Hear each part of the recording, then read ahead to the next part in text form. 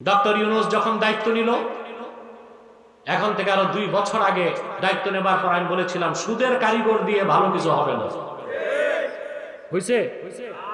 আজকে সংসদে জুলাই যোদ্ধা যারা স্টেক হোল্ডার, তাদের মধ্যে দ্বন্দ্ব চলতেছে। ট্রেজারি বেঞ্চ বলে একটা, অপোজিশন বেঞ্চ বলে আরেকটা। এই যে সনদার সংবিধানে শুভঙ্করের ফাঁকি, এই কুকামটা করে গেছে ডক্টর ইউনূস আর আলী রিয়াজ। এই বিশ্বাস যার আছে আমার প্রতিটি কর্মের জন্য আল্লাহর সামনে দাঁড়াতে হবে, সে লোকটা নামাজ তরক করবে না, জেনা করবে না, চুরি করবে না, সুদ খাবে না, চাঁদাবাজি করবে না, খাদ্যে ভেজাল মিশাবে না, জমিনে সীমানা ধাক্কা ধাক্কি করবে না, পাল্লা ওজনে কম দিবে না, ধর্ষণ করবে না, ইফটিজিং করবে না, চুরি করবে না, দুর্নীতি করবে না। ঠিক কিনা? প্রিয় ভাইরা, কয়েকটা মানুষ উঠছেন কেন? ভাবছেন অন্ধকারে চলে যায়, কেউ দেখবে না, আল্লাহ তো দেখেন। এগুলো আসলে চালাক না, এগুলোরে খাস বাংলায় বলে কাউয়া চালাক। ঠিক কিনা? উঠার কি ধৈর্যের সাথে বসবে, কয়েক সেকেন্ডে তো চলে এসেছে। তো যে কথা বলছিলাম খেয়াল করতেছেন, এখনো বিজ্ঞান আছে। বিজ্ঞান যেটা পাইছে এখন, কোরআন বলছে ১৫০০ বছর আগে। এখানে আল্লাহ বলছেন ফিঙ্গারপ্রিন্টের কথা। কিসের কথা? সুবহানাল্লাহ। অত্যাধুনিক পৃথিবীতে কোন স্মার্ট কান্ট্রিতে যদি ঢুকতে চান, ইমিগ্রেশনে সাইন নিবে না। কি নিবে? আঙ্গুলের ছাপ। সুবহানাল্লাহ। আল্লাহ তাআলা সেই আঙ্গুলের ছাপের দিকে ইঙ্গিত করছেন যে আমি আঙ্গুলের অগ্রভাগগুলোকেও সমান করে দেবার ক্ষমতা রাখবো হাসরে। কারণ মানুষ যদি 800 কোটি হয়, 800 কোটি মানুষের আঙ্গুলের ছাপ 800 কোটি রকমের। সুবহানাল্লাহ। আল্লাহ আমাদের জীবিত করবেন, উঠাবেন। ঠিক কিনা? কিভাবে উঠাবেন? তাফসীর হোসাইনিতে এসেছে। কামা জিবরিল আমিন বাদা নাফাকাতিস সানিয়া, কামা জিবরিল আলা সাখরাতি বাইতুল মুকদ্দাস। ইসরাফিল দ্বিতীয়বার সিংহায় ফু দেবার পরে বাইতুল মুকদ্দাসের পাশে বিশাল আকৃতির পাথরের উপর জিবরিল দাঁড়াবেন। পৃথিবীর মানুষ সব থাকবে কবরে। জিবরিল আল্লাহর হুকুমে ডাক দিবেন, ইয়া আইয়াতুহাল লুহুমুল মুতামাজ্জিকা ওয়াল ইজামুল মুতাফাররিকা। ও দুনিয়ার মানুষের গোশতগুলো যা মাটির সাথে মিশে গেছে, হাড্ডিগুলো যা চূর্ণ বিচূর্ণ হয়ে গেছে, হালুম্মু ইলা আরদির রহমান। রহমান ডেকেছেন, তার কাছে উপস্থিত হয়ে যাও। জিবরিলের এই একটা ঘোষণার সঙ্গে সঙ্গে সবগুলো মানুষ নিজ নিজ কবর থেকে দাঁড়ায় যাবে, নতমস্তকে সব উপস্থিত হয়ে যাবে মিজানের পাল্লার সামনে। সুম্মা ইলাইহি, জোরে সুম্মা ইলাইহি তুরজাউন। আল্লাহ এটা বলেন নাই তারজিউন, তুরজাউন, ফিরতে না চাইলেও ফিরানো হবে। তোমাদেরকে সম্মিলিত ভাবে তোমরা প্রত্যাবর্তিত হবে আল্লাহর কাছে। বলেন সুবহানাল্লাহ। তারপর শুরু হবে হিসাব। শুরু হবে কি? হিসাব। আমি আজকের পুরো আলোচনা থেকে নসিহত একটা, কয়টা? হিসাবের দিনটা হিসাব করে চলবেন। আবার বলছি, ফোনে কথা বলবেন না।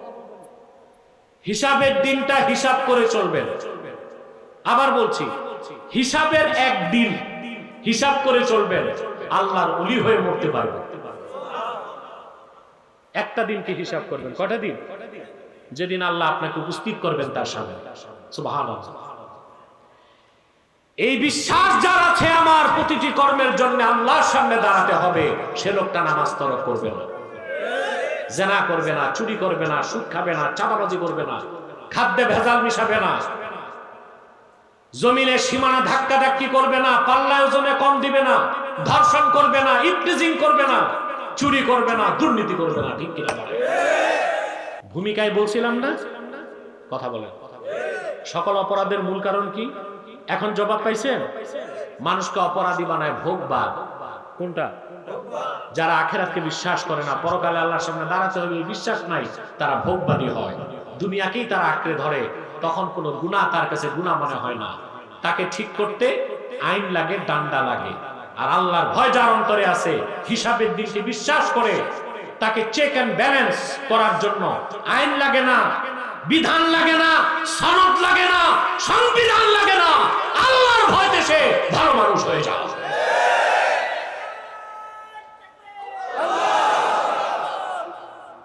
আজ আপনাদের মধ্যে বিতর্ক চলতেছে সংবিধান সংশোধন না সংস্কার। মনে করুন সংস্কার হয়ে গেল তো হবেটা কি? সব মানুষ অলি হয়ে যাবে, কথা বলেন, সব ভালো হয়ে যাবে। সনদ সংবিধানের বিতর্কে আমি যেতে চাই না, এই ব্যাপারে আমার লেকচার আছে, আমার বহুত লেকচার আছে এই ব্যাপারে। অরাজনৈতিক ব্যক্তি হিসেবে বিগত বছরগুলোতে যত রাজনৈতিক বক্তব্য আমি দিছি, আপনাদের নেতারা এত বক্তব্য দেয়নি, এবং কোরআন সুন্নাহর আলোকে যা বলেছি রাজনীতিবিদরা তা স্বীকার করছে। 3 মাস পর, 6 মাস পর, 1 বছর পর করে নাই, কথা বলে। ডক্টর ইউনূস যখন দায়িত্ব নিল, এখন থেকে আরো 2 বছর আগে দায়িত্ব নেবার পর আমি বলেছিলাম সুদের কারিগর দিয়ে ভালো কিছু হবে না, হয়েছে? আজকে সংসদে জুলাই যোদ্ধা যারা স্টেক হোল্ডার, তাদের মধ্যে দ্বন্দ্ব চলতেছে। ট্রেজারি বেঞ্চ বলে একটা, অপোজিশন বেঞ্চ বলে আরেকটা। এই যে সনদ আর সংবিধানে শুভঙ্করের ফাঁকি, এই কুকামটা করে গেছে ডক্টর ইউনূস আর আলী রিয়াজ। কতটা দ্বন্দ্ব লেগে গেছে দেখেন। এখন এরা মিলেমিশে চলবে, এদের মধ্যে দ্বন্দ্ব। তো সুদখোর দিয়া ভালো কাজ হয়? আমার দেশে যারা মৌলভী সাহেব আছেন, ওনারাও রাজনীতি খুব একটা বুঝে বলে মনে হয় না। আমার ভুল পা ফেলে, ভুল কদম ফেলেন। যদি সব রাজনীতি বুঝতেন তো ইচ্ছে করলে দেশের আলেম ওলামা পীর মাশায়েখ একত্রিত হয়ে বাংলাদেশে একটি ইসলামী সরকার প্রতিষ্ঠিত করতে পারতেন। এটা সম্ভব ছিল, এই সুযোগটা চলে গেছে। এবং আমি বলেছিলাম তখনই 50 বছরে আর এই সুযোগ আসবে। আমাদের প্রস্তুত থাকতে হবে, সামনে যদি আরেকটা বিপ্লব আসে, সেই বিপ্লবের ফসল মুসলমান তার ঘরে তুলবে ইনশাআল্লাহ।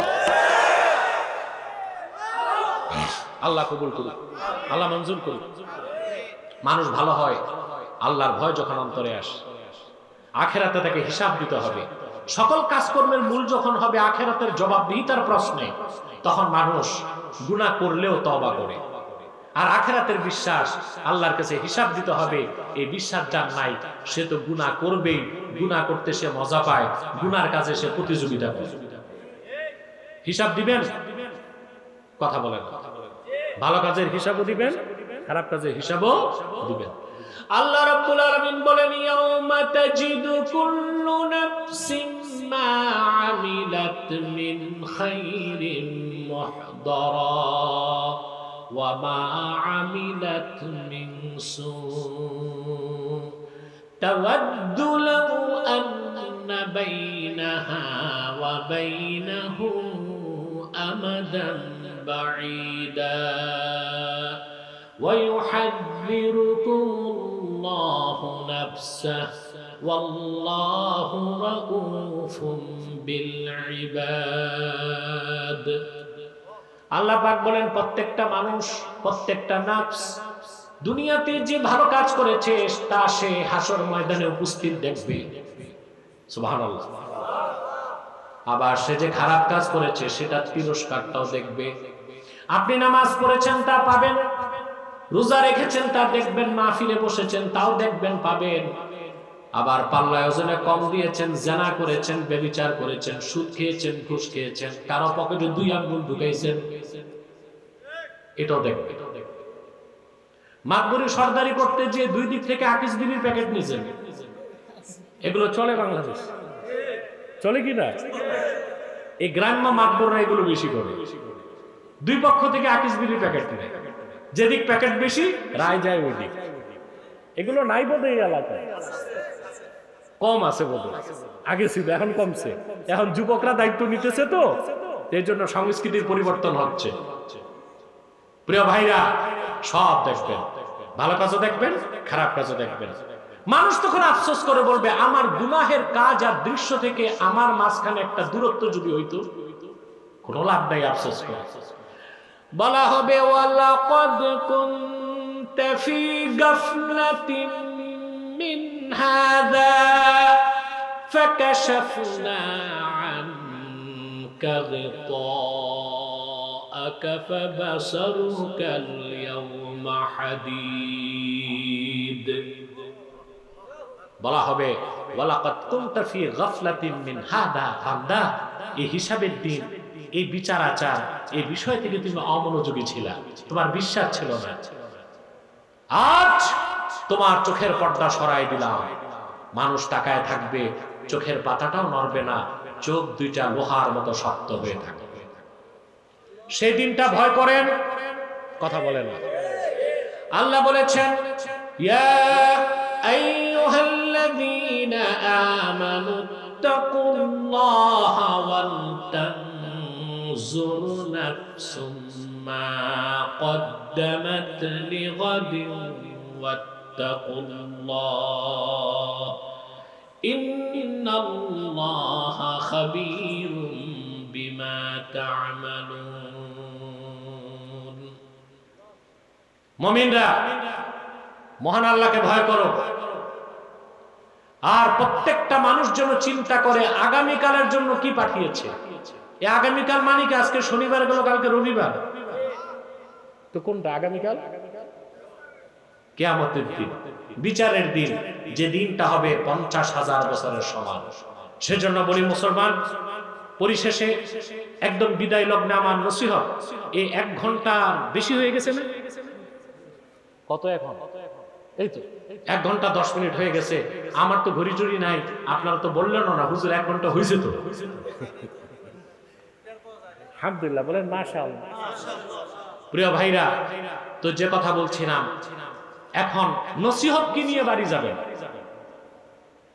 বসেন না, বসেন, একটু বসেন, আমি টাইম দিব। নসিহত কি নিয়ে বাড়ি যাবেন? এই যে 1 ঘন্টা 10 মিনিটের সব কথা মনে থাকবে? কথা বলেন।